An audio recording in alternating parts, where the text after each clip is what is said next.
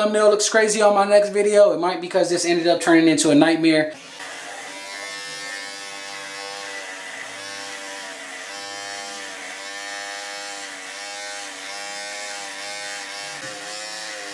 What's good, y'all? It's your boy Nate Matthews back again with an update. Y'all thought I was going to tear my head up when I shaved my head against the grain, and honestly, I did too. But guess what? I know y'all prayed on my downfall, but all 10 I stood tall. Check this out, man. Look at the back. The only thing that happened to me was I got a little bit of bumps back over here. And technically, I do not consider those razor bumps. It's more like a irritated skin for me, because if you knew what I thought was coming, and if you guys have ever experienced razor bumps, you guys know it's the most horrible thing that can go down when it comes to shaving. So my skin, as you guys know, if you have razor bumps, you cannot do this. Oh, don't you dare do this when you got razor bumps, because that is going to be deadly. So I can do all that. And again, I shaved my head, I believe 6 days ago. Maybe it's my scalp that's just gotten used to, you know, such close shaves. I'll tell you guys my routine that I stuck with during these last few days to prevent myself from having inflamed, bumpy, irritated skin. I started with this. I'm getting ready to do it right now because I just shaved my head. That's another thing that you would not be able to do if you have razor bumps is shave. You're gonna have to let your hair grow for a minute so you won't irritate your skin any worse. So we're gonna get ready to use some Noxzema right here.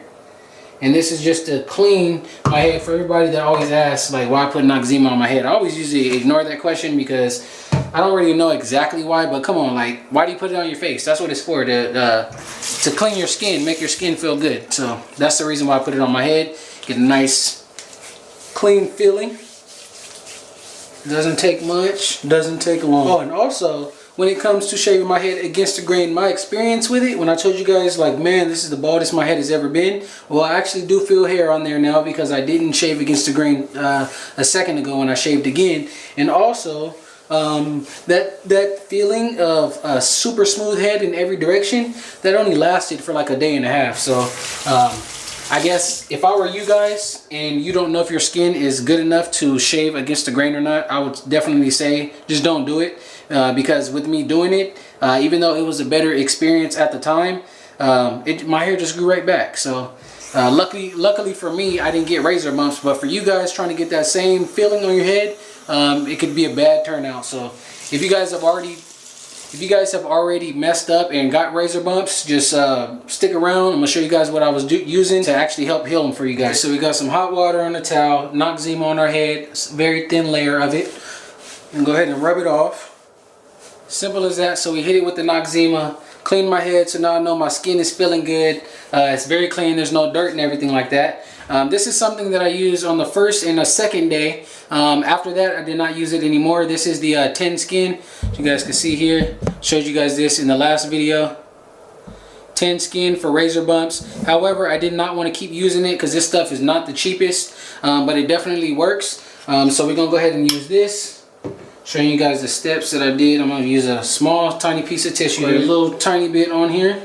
Don't need a lot. And just wipe in the area that you feel the skin is irritated. So for me, it was just a little bit over here, and I definitely feel it burning. Even though I just cleaned my head, shaved it, this stuff right here, look at the extra, you guys can see that extra dirt or whatever that this thing is able to pull. So it really gets in there. You guys can see it, it's not too dirty. And that's in the direct spot that you are feeling irritation. Again, for me, it was only in the back here. Then I hit it with the witch hazel. Now the witch hazel, I did put this all over my head. It doesn't take too much of this. Probably about a quarter size in my hand. It's pretty much just like water. I rub this, however, all over my head. I know some of you guys might be tempted to do this with alcohol, as I mentioned in the last video, because you would think that it's the same thing. However, it is not. This right here specifically says it's for the face and body for oily, irritated, red, damaged, blemish, or inflamed skin. You can even throw it on your face. I ain't got too much left on my hands, but normally I rub it all on my face as well. But the real trick right here, right? The real trick that definitely helped me, and I told you guys about this in a previous video that did very well, is I used Vicks, man. Everybody knows about the Vicks, right? This did wonders, right? This is the magical ointment that a lot of people don't know about, because, and as I mentioned in the other video, I normally just put it under my nose when you're having trouble breathing. There's a lot more uses for Vicks Vaporub, and there's even a different kind of mentholated ointment that works even better than this, which I will put the card in the description. If you can't get your hands on that, or you don't feel like ordering it, you already know where to find the Vicks at. But what I did was I took a small little dab of this and just go ahead and hit it in the spot that it was irritated in. For me, it was only back here. Throw that on there. Within a few minutes, the skin just gets really cooled down, calm. You will not have to worry about nothing at all. Now, when it first happened, I barely put a little bit right now because I didn't really need it. But when it first happened, I put it, you know, maybe a little bit more, and I did it about twice a day. And then I would throw this on. You guys seen I did a video about this. This right here, I'm gonna throw it on just for half a second. But this is a little thing I'll put on my head. You know, it's actually for my beard, but I threw it on my head just so I wouldn't get all that stuff on the pillow, so you ain't got to worry about your pillows messing up. Still want to throw on some balm so your head is not dry at the end of the day. So yeah, skin's feeling good. Showed you guys my routine on how I prevent razor bumps. And if you guys want a more like detailed video, I made a separate video actually titled how to prevent razor bumps and burn and things like that, which I'll also add to the cards. You guys can check that out. But this is just the method that I use this time. Alright, so if you guys found these tips helpful, please go ahead and hit that thumbs up button. Subscribe if you're not already subscribed. And catch me in the next one. Peace. Real quick, one other thing, since I did bring it up in the last video, I told you guys I was looking for some to enhance my car stereo system, right? Shout out to Trucker340 who did drop the a comment recommending LMS audio. I did go down to the shop today, check them out. Really good people. However, George was not there, but still, the other person that decided to help me, he was very helpful. Came out, took a look at what I got. I'm gonna show you guys the stuff that I bought, and if you guys can continue to help me until I get this all set up. So yeah, thanks again for allowing me to ask these questions, and for the people who want to have a smart ass mouth saying I can't ask nothing, just show stuff about my beard and stuff like that. Hey, you guys are watching my videos because you have no idea, or you need some help, so I also need some help. So I'm asking you because I don't have an audience for cars specifically. So really thank you guys for helping me out. First thing I picked up was the Alpine. You guys did tell me to go with that brand, so I got the Alpine amplifier, 500 watts, which is just enough power to power up this 12-inch subwoofer here.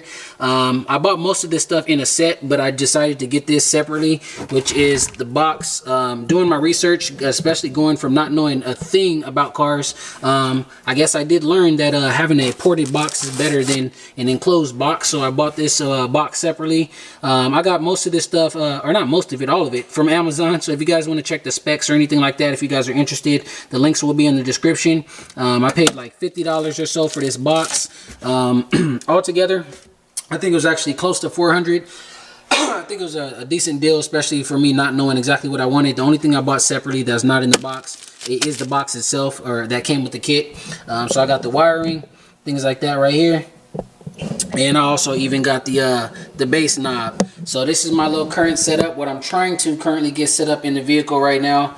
However, when I went up to the shop today, he did tell me due to my stock system, I do not have the correct plugs to plug this into the back of my my stock radio. So now I need help looking for a double DIN radio. If you guys got any recommendations on that, that would be great. I'm about to go in the house probably and do some research on it myself. They only had like two in the shop, which was either a Pioneer or a Kenwood.